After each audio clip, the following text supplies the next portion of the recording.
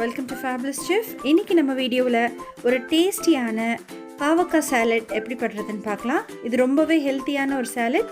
நம்ம சேனலுக்கு நீங்கள் புதுசாக இருந்தால் சப்ஸ்கிரைப் பட்டன் கிளிக் பண்ண மறந்துடாதீங்க. வாங்க வீடியோக்குள்ளே போகலாம். தேவையான பொருட்கள், நான் இன்றைக்கி 3 பாவக்காய் எடுத்திருக்கேன். நல்லா வாஷ் பண்ணிவிட்டு இந்த மாதிரி தின் ஸ்லைசஸாக கட் பண்ணி வச்சுக்கோங்க. அது கூடவே கொஞ்சம் கொத்தமல்லி தழை எடுத்துக்கோங்க.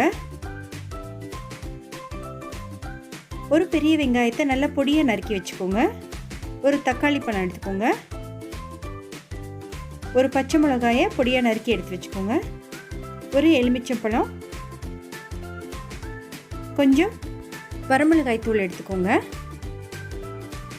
இப்போது நம்ம கட் பண்ணி வச்சுருக்கிற பாவக்காயில் ஒரு அரை டீஸ்பூன் அளவுக்கு வரமிளகாய் தூள் சேர்த்துக்கலாம். அது கூடவே தேவையான அளவு உப்பு சேர்த்து நல்லா கலந்து விட்டுக்கோங்க. நான் இன்றைக்கி ஒரு அரை டீஸ்பூன் அளவுக்கு உப்பு சேர்த்துருக்கேன். அது ரெண்டையுமே நல்லா மிக்ஸ் பண்ணிக்கலாம்.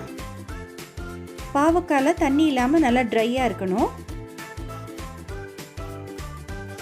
நம்மளுக்கு ஒரு அரை மூடி தேங்காய் திருவலும் வேணுங்க. இப்போ ஒரு வடை சட்டியில் எண்ணெய் வச்சுக்கோங்க. எண்ணெய் நல்லா சூடானதும் நம்ம பெரட்டி எடுத்து வச்சுருக்கிற பாவக்காயை கொஞ்சம் கொஞ்சமாக எடுத்து போட்டு நல்லா ஃப்ரை பண்ணிக்கலாம். நல்லா ஒரு பொன்னிறமாக வர வரைக்கும் நல்லா கிறிஸ்பியாக முருகலாக ஃப்ரை ஆகட்டும்.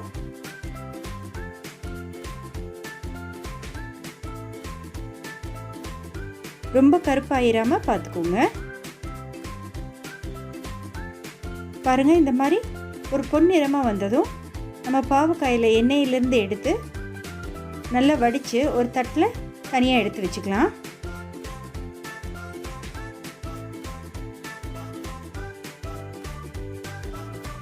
இந்த மாதிரி நம்ம எடுத்து வச்சுருக்கிற பாவக்காய் எல்லாமே பொரித்து தனியாக எடுத்து வச்சுக்கோங்க.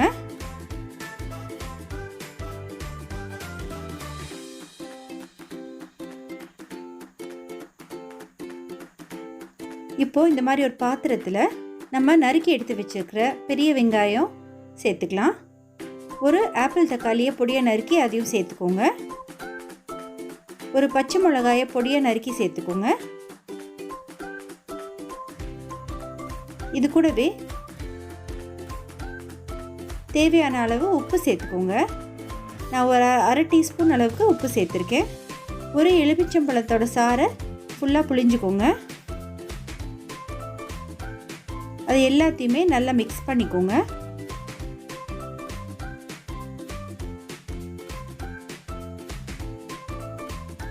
இப்போது நம்ம கட் பண்ணி எடுத்து வச்சுருக்கிற ஒரு கை அளவு கொத்தமல்லி தழையும் சேர்த்துக்கலாம். கடைசியாக நம்ம பொரிச்சு எடுத்து வச்சுருக்கிற பாவக்காயை சேர்த்துக்கலாம்.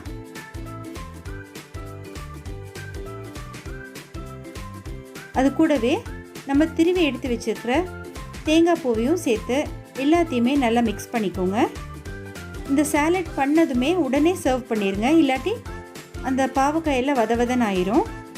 இந்த மாதிரி பண்ணுறப்போ பாவக்காயோட கசப்பே சுத்தமாக தெரியாது. ரொம்பவும் டேஸ்டியாக இருக்கும்.